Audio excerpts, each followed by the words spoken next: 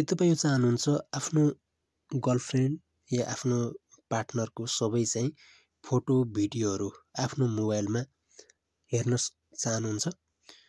त्यो पनि कुनै एप्स डाउनलोड नगरेर साथीहरू।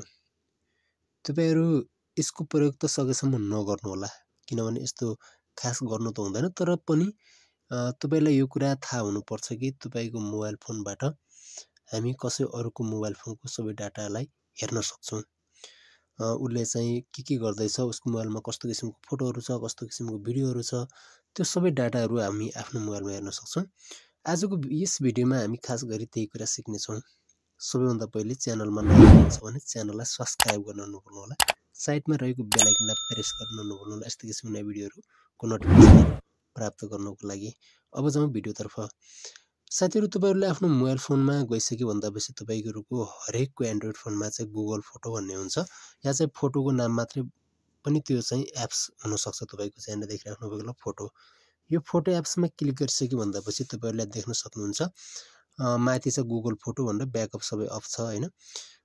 तर तपाईहरुको चाहिँ अब यहाँ देखिराख्नु भएको होला जुन तपाईको मोबाइल फोनको या तपाईको पार्टनरको मोबाइल फोनलाई कन्ट्रोल गर्नको लागि तपाईहरुले के गर्नुपर्ने हुन्छ, माथिनेर तपाईले तीनवटा अप्सन देखिराख्नु भएको होला, एउटा प्लस एउटा चाहिँ त्यहाँबाट मान्छेको साइन छ, उतापट्टि चाहिँ तपाईको जिमेल आइडी को साइन छ। अब खास गरी चाहिँ हामीले त्यसको लागि के गर्नुपर्ने हुन्छ त यो बीचको यो आइकनमा क्लिक गर्नुपर्ने हुन्छ। अब यसमा क्लिक गरिसके भन्दा यो शेयरिङ गर्ने कुरा हो। तपाईको अरूको मोबाइल फोनको डाटा सबै कुरा तपाईले हेर्न सक्नुहुन्छ। तपाईको जिमेल आइडीमा के हुनेछ त सबै मेलमा ती डाटाहरू चाहिँ हेर्न सकिनेछ, सबै मेलहरुमा आउनेछन् ती। अब त्यसको लागि चाहिँ यहाँनेर तीनटा अप्सन भनेको छ, क्रिएट शेयर एल्बम या शेयर एल्बमको रूपमा गर्नुहुन्छ कि या शेयर विथ पार्टनर, या चाहिँ तपाई चाहिँ जुन फाइलहरु चुज गर्नुहुन्छ त्यति फाइलहरु देखाओस् भन्ने चाहनुहुन्छ। अब खासमा त सबैभन्दा पहिले त शेयर विथ पार्टनर नै हुने भयो, सबै फाइलहरु नै हुने भयो हैन। यसमा क्लिक गर्नु होला।